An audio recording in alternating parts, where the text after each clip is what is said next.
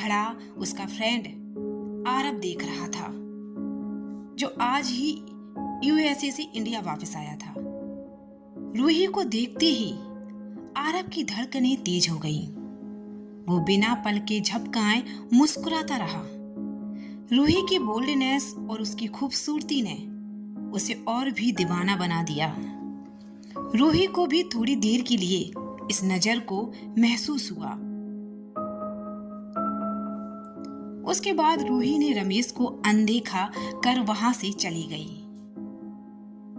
आरब ने जैसे ही रूही को जाता देखा, वो रमेश के पास आकर हंसते हुए बोला, एंजल थी? कौन? आरब की बात सुनकर रमेश मुंह बनाकर बोला, क्या कहा एंजल? वो एंजल नहीं, जीती जागती घोस्ट है।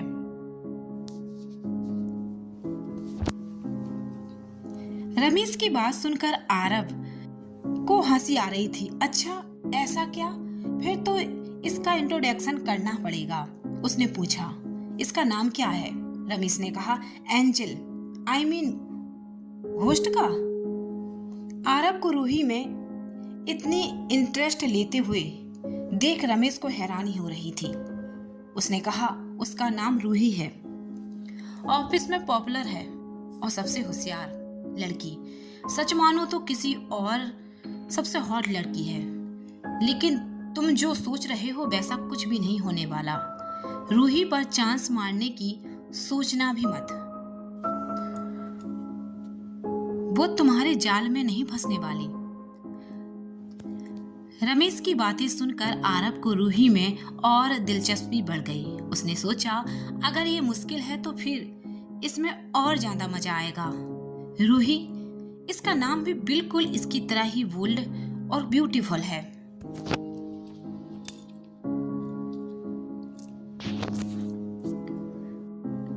रूही को देखने के बाद से ही आरब को जैसे कुछ नजर नहीं आ रहा था। वो रूही के ख्यालों में खोया हुआ था। सुनसान सड़क पर कार की कांच पर लेटा उसके बारे में सोच रहा था। लड़की बहुत तगड़ी है, इसलिए रास्ता भी थोड़ा टेढ़ा ही अपनाना पड़ेगा। रूही का चेहरा मानो उसकी आंखों में बसा हुआ था। कुछ देर बाद आरब ने धीरे से आंखें खोली और कहा, मुझे रूही की सारी डिटेल्स चाहिए, बिल्कुल सब कुछ। कॉल कट करने से पहले उसने कहा, सुबह होने से पहले भेज देना।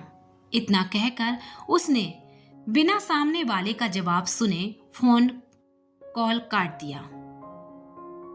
अगली सुबह जब आरब अपने कमरे में सोकर उठा तो उसकी नींद में हल्की सी हलचल हुई। आंखें खोलकर उसने अपना फोन देखा और फिर हड़बड़ा कर बिस्तर पर बैठ गया। उसने अपना लैपटॉप उठाया और फौरन मेल ओपन कर एक फाइल देखने लगा। ये वही फाइल थी जिसमें रूही की सारी डिटेल्स थी। ओह, इस लड़की में तो वाकई में काफी स्मार्टनेस है। रूही की डिटेल्स अच्छे से चेक करने के बाद आरब ने कॉल कर मिलने के लिए घर बुलाया। कॉल कट होते ही वो शावर लेने चला गया।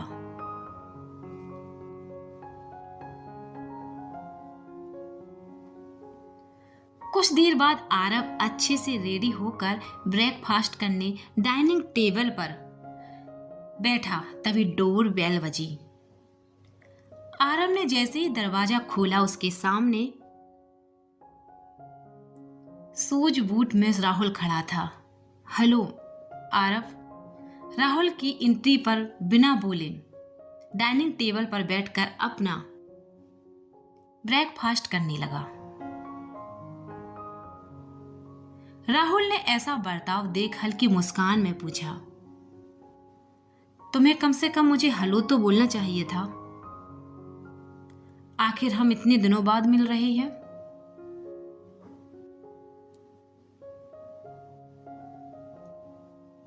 अब बताओ, तुमने मुझे यहां क्यों बुलाया? आरब बिना राहुल की ओर देखे अपना ब्रेकफास्ट एंजॉय करते हुए बोला, मैं कंपनी में इंटरनल जॉब करूंगा मुझे रूही के अंदर काम करना है।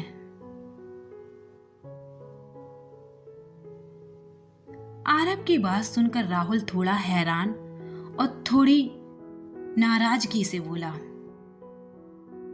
तुम मजाक कर रहे हो? तुम कंपनी के मालिक हो और तुम किसी के अंदर काम करना चाह रहे हो?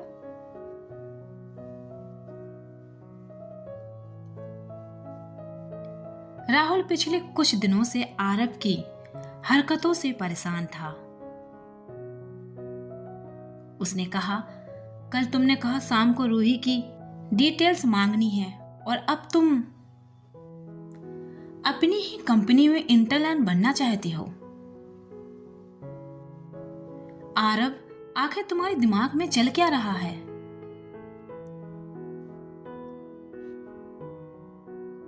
राहुल की नाराजगी को आरव ने हल्के से मुस्कान में बदलते हुए कहा, ये एक छोटा नॉर्मल एक्ट है, ये कोई प्रॉब्लम नहीं है मैनेजर साहब।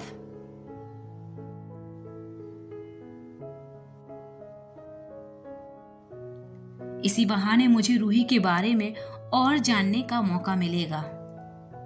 राहुल ने आरव को समझाने की बहुत कोशिश की, लेकिन आरव अपनी जिद पर अड़ा था। वो जो ठान लेता था वो करके ही रहता था और ये बात राहुल अच्छी तरह जानता था। उसने फिर भी आरव को समझाने की बहुत कोशिश की, पर आखिर में राहुल के पास उसकी बात मानने के अलावा और कोई रास्ता नहीं था। ठीक है, लेकिन तुम मुझे डिटेल्स दो। ठीक है, तुम मुझे डिटेल्स में बताओ, राहुल ने हार मानते हुए कहा। आरव की फिलहाल योजना किसी तरह से रूही के करीब पहुंचने की थी। कंपनी की ज्वाइन करने का असली मकसद आरव का रूही तक पहुंचना था। वो राहुल को अभी कुछ नहीं बताना चाहता था।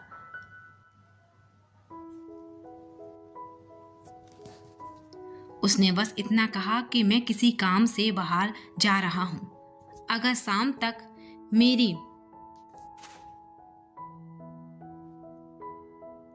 जगह नहीं लौटा तो समझ जाना कि मैं तुम्हारी नौकरी खतरे में डाल दूंगा। राहुल हैरान रह गया। आरव के इस अंदाज ने उसे चुप करा दिया। राहुल कुछ देर तक वहीं खड़ा सोचता रहा। क्या हो गया है आरव को? वो समझ नहीं पा रहा था कि आरव के लिए ये सब इतना जरूरी क्यों है, लेकिन अब उसके पास कोई और रास्ता नहीं बचा था।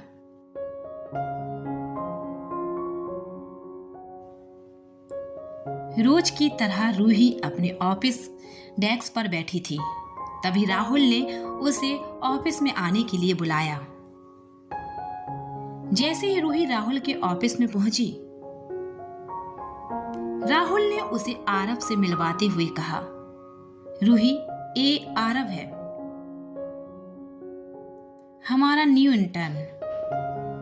और फिर आरव ने अपनी आंखों में वही जानलेवा मुस्कान लाकर कहा, रूही, मैं चाहता हूं कि तुम मुझे ट्रेनिंग दो।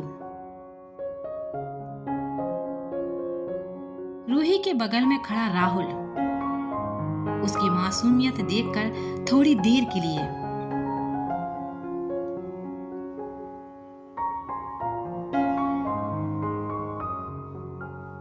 चुप हो गया। लेकिन अब आरव के दिल में बस एक ही ख्वाहिश थी, रूही को और करीब से जानना।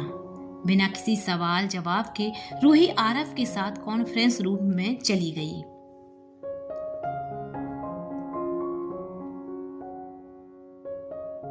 आरव के मन में ख्याल आया, छोटे छोटे कामों में मेरा इंटरेस्ट नहीं है।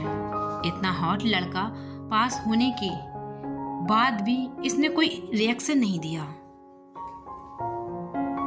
वो सोचता हुआ रूही की तरफ देखने लगा। सामने रूही अपनी सीट पर बैठी थी।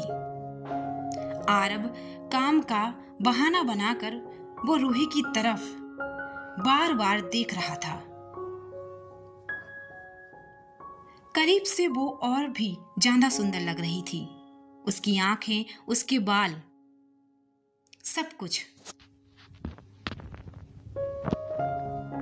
आरब के मन में सिर्फ रूही का ख्याल चल रहा था। उसकी आंखों में रूही का जादू समा रहा था। आरब बार बार रूही के करीब आकर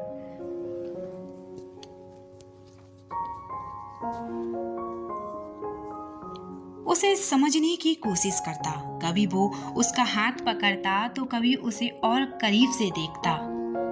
रूही आरब की इन हरकतों से थोड़ी चकित थी, लेकिन वो समझ रही थी कि आरब को बस काम समझाना है। इसलिए वो बार बार आरब को इग्नोर कर देती। लेकिन रूही का जादू आरब के दिल पर असर छोड़ रहा था। आरब का ध्यान अब सिर्फ रूही पर था। आज तक किसी लड़की ने मुझे इतना इग्नोर नहीं किया। अब मुझे सच में गुस्सा आ रहा है, लेकिन मजा भी आ रहा है। रूही बहुत ही इंटरेस्टिंग है। आरब के ख्याल बढ़ते ही जा रहे थे।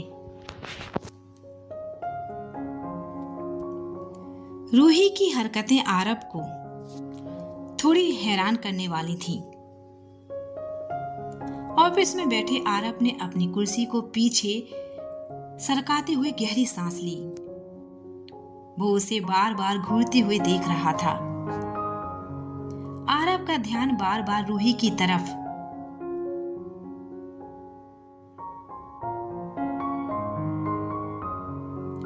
खिंचता जा रहा था। वो अपनी जगह पर शांत बैठी थी, लेकिन उसकी आंखों में आरब को एक रहस्यमयी आकर्षण दिख रहा था। आरब ने अपनी नजरों से उसके चेहरे को पढ़ने की कोशिश की। जैसे ही रूही ने उसकी तरफ देखा, उसने अपना ध्यान दूसरी तरफ फेर लिया। आरब ने धीरे से कहा, नहीं, मुझे लड़कियों में इंटरेस्ट नहीं है, लेकिन तुम कुछ अलग हो। रूही कुछ समझ नहीं पाई। वो अपनी सीट से उठकर जाने लगी। तभी आरब ने एक बार फिर उसकी तरफ देखा। उसका दिल जैसे ही किसी अनकहे ख्वाब में खो गया। रूही के लिए आरब एक रहस्यमयी इंसान था। वो समझ नहीं पा रही थी कि आरब की इस खामोशी के पीछे क्या छुपा था। लेकिन अब आरब की नजरों ने रूही के मन में भी कुछ सवाल जगा दिए थे।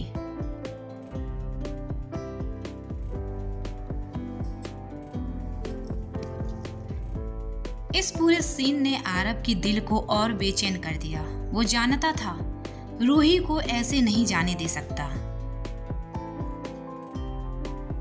कहानी यहीं खत्म नहीं होती। ये तो सिर्फ शुरुआत है। उस दिन की शाम बेहद अलग थी।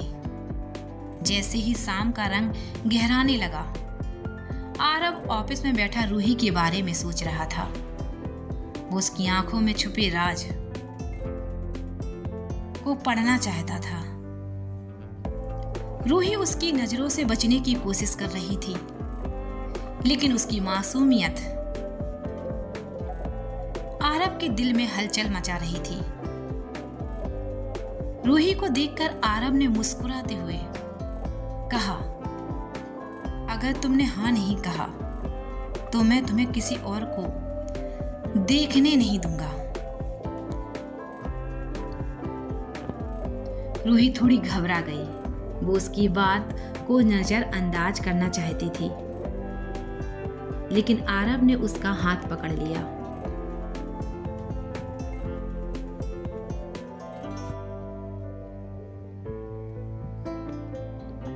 रूही ने झटके से अपना हाथ छुड़ाया और गुस्से में बोली, मुझे तुम्हारी कोई बात नहीं सुननी है।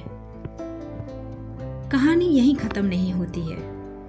आरब की जिद और रूही की मासूमियत का यह खेल अभी जारी था। रूही का चेहरा देखकर आरब थोड़ा बेचैन सा हुआ था। उसकी मासूम मुस्कान और उसकी नजरों का जादू आरब के दिल में हलचल मचा रहा था। रूही उसकी ओर देखकर चुपचाप खड़ी थी और आरब उसकी तरफ झुककर बोला, तुम्हें मुझसे डरने की जरूरत नहीं है, मैं तुम्हें बहुत पसंद करता हूं। रूही ने थोड़ी घबराहट में अपना हाथ छुड़ाने की कोशिश की, लेकिन आरब ने उसे धीरे से रोकते हुए कहा, प्लीज रूही, ऐसा मत सोचो, मैं तुम्हें खोना नहीं चाहता। रूही की नजरों में झिझक थी। वो खुद को उस पल में उलझा हुआ महसूस कर रही थी। आरब ने उसकी आंखों में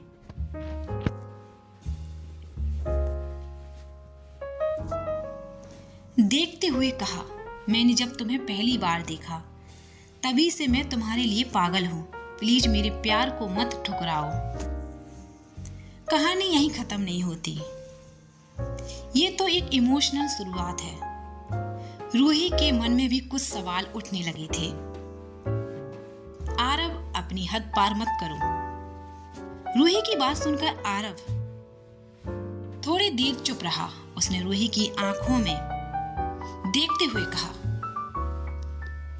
मैं तुम्हारे लिए कुछ भी कर सकता हूं। मुझे अपनी हदों में कोई परवाह नहीं है।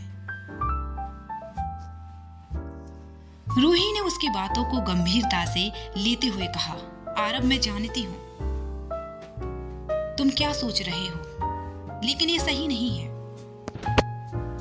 आरब ने उसका हाथ थामकर कहा, मैं तुम्हारे बिना नहीं रह पाऊंगा। मैं तुम्हें खोना नहीं चाहता।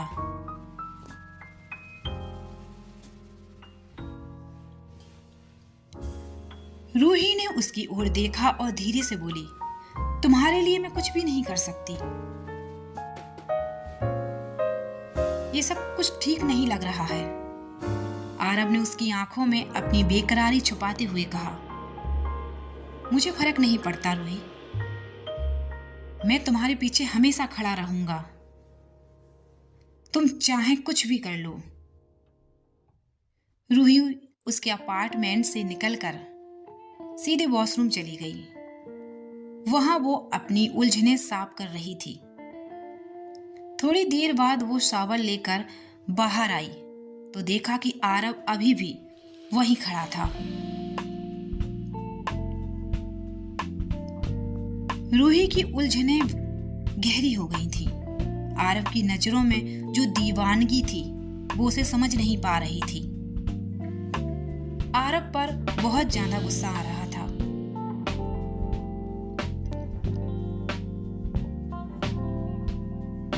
रूही को समझ नहीं आ रहा था कि आरब को उस पर अचानक इतना प्यार कब हो गया। क्या ये सब किसी तरह का सपना था? कोई इंसान इतनी जल्दी किसी अनजान से कैसे जुड़ सकता है?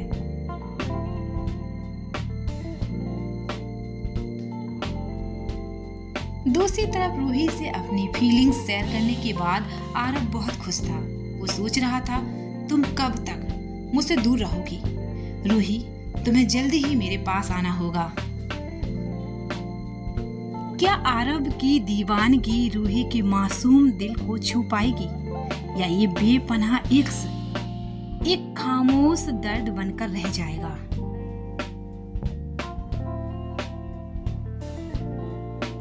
देखते रहिए बेजुबान इश्क, जहां हर प्यार की दास्तान अधूरी नहीं रहती।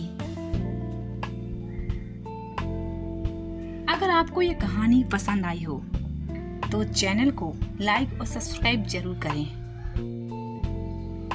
कमेंट करके बताइए कि क्या प्यार वाकई में सब कुछ माफ कर सकता है।